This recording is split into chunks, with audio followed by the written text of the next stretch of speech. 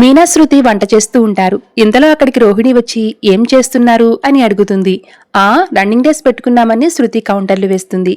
అదేం లేదు రోహిణి, ఆయన ఎవరినో ఇంటికి తీసుకుని వస్తున్నారు, భోజనం రెడీ చేస్తున్నాను అని మీనా చెప్తుంది. ఇక అప్పుడు రోహిణి వెటకారంగా, అంటే బాలు కారు ఎక్కిన వాళ్ళకి భోజనం ఫ్రీ అనే స్కీమ్ పెట్టాడా అని నవ్వుతూ ఉంటుంది. మీ ఆయన కేవలం లక్షలు మింగే స్కీమ్ పెట్టాడా? కొడుకు మింగితే కోడలు కూడా మింగుతుంది అని సెటైర్లు వేస్తుంది శృతి.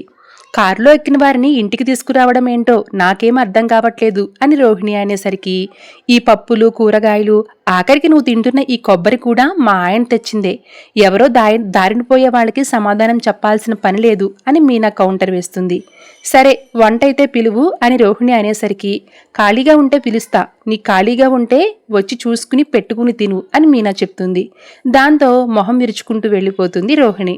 సూపర్ కౌంటర్ వేశావు అని శృతి అనేసరికి, ఇద్దరు భోజనానికి వస్తుంటే ఓర్వలేకపోతున్న వీళ్లు మాత్రం లక్షలు మింగేస్తారు అని మీనా కౌంటర్ వేస్తుంది. ఇంతలో రవి ఇంటికి వస్తాడు.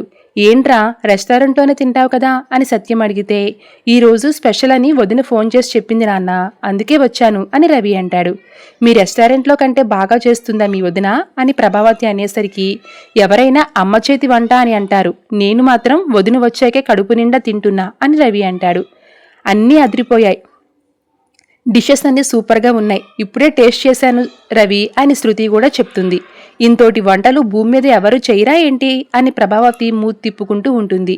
పొగుడేందుకు మంచి మనసు ఉండాలి, నీకు అది లేదు, అందుకే ఇలాంటి దెప్పొడుపు మాటలే వస్తాయి అని సత్యం అంటాడు.